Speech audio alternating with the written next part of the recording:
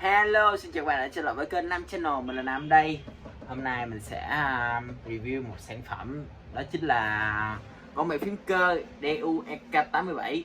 Đây lý do tại sao mình chọn con phím mua con phím này và review cho bạn coi, thì đây là con phím cơ rẻ nhất trong tầm giá khoảng 400.000, chính hãng nha, mình đang nói về hàng chính hãng. Đây là con rẻ nhất mình tìm được sau khoảng 2 ngày tìm kiếm, thì con này là con rẻ nhất trong tầm giá khoảng 400.000 mà ngon, được bảo hành tới 24 tháng.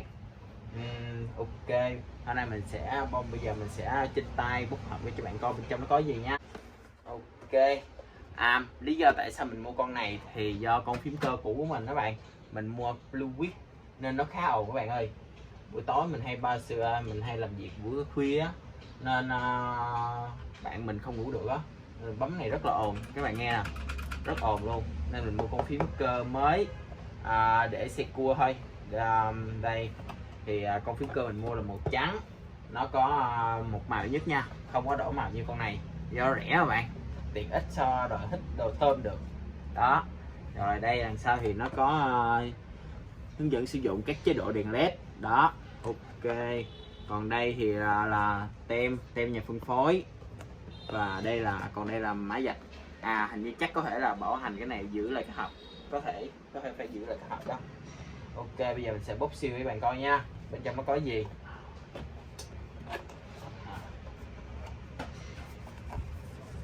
Đây, cầm khá là nặng tay bạn, so với con phím cơ cũ tuy gần 100 để mấy phím, nhưng mà chắc nó không nặng bằng con này đâu, 87 phím.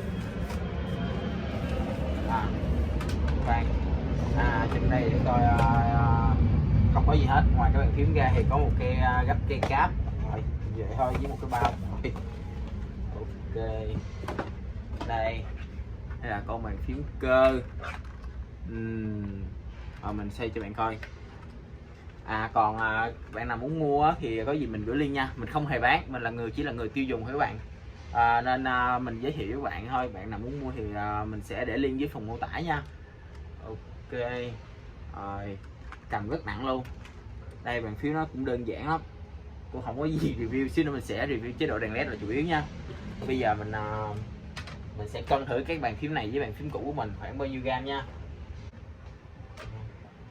Đây mình sẽ cân con bàn phím trắng trước. Nó là 842 gram. Rồi đây con bàn phím cũ mình nha. 855 gram. 855 gram đó. Tuy rằng 104 phím nó cân nặng bằng 87 phím, thì bạn nghĩ rằng phím với 400.000 mà rất là chất lượng như thế này. Cái vỏ thì hoàn thiện gia công thì khỏi phải nói rồi,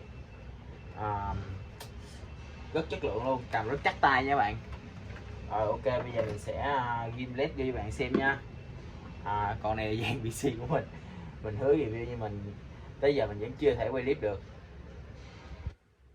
Ok, mình chỉ review dưới góc độ người tiêu dùng thôi, nên có gì sai sót thì các bạn cũng thông cảm, mình cũng chả phải là youtuber hay là cái gì cả. Rồi ok, đây đèn led lên rồi, để mình quay gần cho bạn coi nha.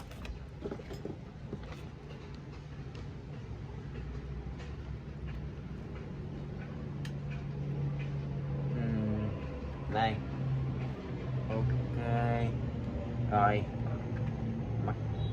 bây giờ mình sẽ review. Nó tuy rằng nó có một led, nhưng là rất nhiều chế độ để có thể custom tùy ý như theo mỗi người. Đây ví dụ như FN đây là F1 tới F4 là chế độ custom nha các bạn.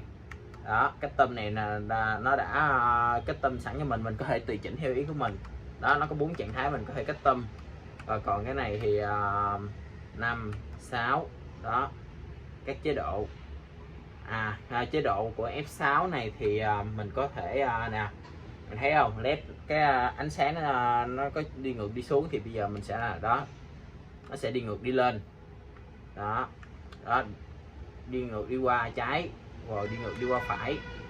Ok, đây còn đây là tăng tốc độ, PG up, rồi PG DN gì đó, nút bấm vào đây đó, vậy này giảm tốc độ, tăng tốc độ. Còn này là nút tăng độ sáng, nút giảm độ sáng, mà thực ra là chỉ có bật với tắt thôi chứ không có thể là tăng giảm được nha. Đó, bật tắt là F giúp Fn nhấn cộng với Mn F nhấn trừ. Ok, đây rồi, đây là F8 đó, đây rất nhanh nha. Mình chậm lại. Ok, F9 F10 về tăng dần và giảm dần. Rồi F12 F12 là chế độ bắt đầu vô custom. Fn nhấn F12, sau đó bạn sẽ chọn F1 tới F4 F5 đó. Bạn bấm vô F1 xong bắt đầu bạn custom tùy ý phím của bạn, xong đó bạn nhấn Fn với F12 là bắt đầu sẽ lưu lại nha các bạn. Mình thì mình không có thích custom lắm nên mình không có hướng dẫn, mình chỉ vậy thôi cho các bạn tự làm nha. Ok, rồi mình quay ngược về F5 F6 F7 F8. Mình thì thích F6 rồi. Ok, đây gõ rất khá là êm luôn. Phím này sử dụng văn phòng rất là chất lượng nha. Cái này cái phím này có số lượng bấm là tới 50 triệu lần. Còn cái phím cũ của mình nha, 100 triệu lần, nó là hình như là switch quang học á nên nó rất bền. Còn này thì khoảng 50 triệu lần thôi, mà nói chung với mức giá vậy thì quá ok rồi, trong tầm giá. Bảo hành được bảo hành chính hãng tới 24 tháng nên không có gì phải bàn cãi nữa. Rồi đây bạn hay nghe không, khá là êm luôn. Nó thì không có nó có âm thanh hơn Straight Viết, nhưng mà như rau Viết là bán đắt nhất trên tất cả các trang thương mại điện. Ok, còn con này thì khá là ồn. Ok, còn đây là bên trong bàn phím mình mới gỡ ra thì này nó có màu đen nha các bạn. Đó, đây nó làm âm ở xuống dưới mặt này nên nếu mà vệ sinh thì chắc có lẽ nó hơi khó so với cái bàn phím này. Bàn phím này thì nó nằm ở chồi lên trên luôn. Đây, mình sẽ quay lại gần cho bạn coi. Đây, con này thì nó nằm ở lâu sâu xuống dưới nên cái này mình vệ sinh thì mình có máy hút bụi á với một cái bàn chải nhỏ, mình chà vô rồi sẵn máy hút bụi nó hút lên luôn. Thì rất là tiện nha. Con bàn phím này mình mới vệ sinh xong luôn, khá là sạch. Còn này thì nó nằm ở trên thì khai vệ sinh nó dễ hơn các bạn ơi. Rồi mình không khuyến khích là bạn nào vệ sinh là phải mua về máy hút bụi nha. Mình nói chỉ là tiện vậy thôi. Này, còn bạn mua nào muốn custom theo tùy ý thì bạn có thể coi hướng dẫn từ đằng sau hộp giúp mình nha. Đây rồi đó, ok đó, chế độ nó cũng như vậy thôi, khá là dễ sử dụng luôn. Rồi. Ok, màu đen thì nó rẻ nhất các bạn. Hình như là màu hồng là sẽ mắc nhất. Màu đen thì nó có 7 màu nhưng mà không thể thay đổi đèn được, nó hình như là multi led gì phải. Còn cái này chỉ là một led thôi. Còn màu hồng thì cũng có một led màu hồng thôi. Nói chung còn bạn muốn có màu thì bạn bỏ thêm khoảng 250 thì phải, là khoảng gần 700.000 bạn sẽ có một bàn phím trang vậy, nhưng mà nó sẽ có led RGB hơn. Rồi ok, cọng dây thì nó làm bằng giống như dây điện thoại các bạn, khá là mềm. Dây này thì chắc có thể không bền bằng dây dù đó các bạn. Còn bàn phím bên đây thì mình sử dụng dây dù, đây là EK. Con này chắc bây giờ hiện tại thì con này đã hết bán rồi các bạn. Đây ok đó, bạn nhìn thấy hai kích thước không, một con rất bự một con nhỏ, nhưng mà hai kích thước này hai trọng lượng của nó là bằng nhau. Rồi ok, mình sẽ để link ở dưới nha các bạn. Sẵn thì mình cũng có mua cây cáp các bạn. Đây, cây cáp, chỉ là cây cáp này nó chỉ là những phím bên hông này thôi, này những phím bên đây thôi, và những phím chỉnh này và những phím ép thôi. Còn những phím trong đây thì mình không có mua. Đây, một bộ như vậy thì nó giá khoảng là 35 tới 45 thì phải. Đó, này mình mua hai màu để thay cho hai bàn phím. Đó, đây thì màu xám, còn đây thì là màu tím. Đó, ok các bạn. Rồi, có gì sẵn mình để link luôn, bạn nào thích thì có thể lên đó mua nha. Chứ đừng có liên hệ comment giúp mình là bạn bán bao nhiêu nha. Mình không có bán, đính chính với bạn luôn, mình không có bán. Rồi, cảm ơn các bạn nhiều nha.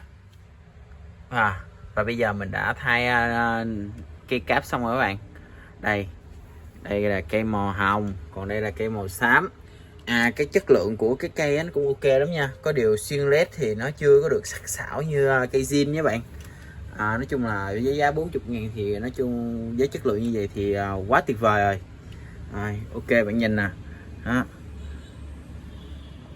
đó nó không được sắc sảo, nó không được sáng bằng nhưng mà nó vẫn xuyên led được nha.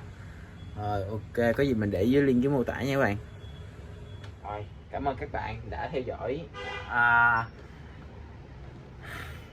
Nếu bạn thấy thích thì hãy bấm like và sub giúp mình nha. Cảm ơn các bạn nhiều.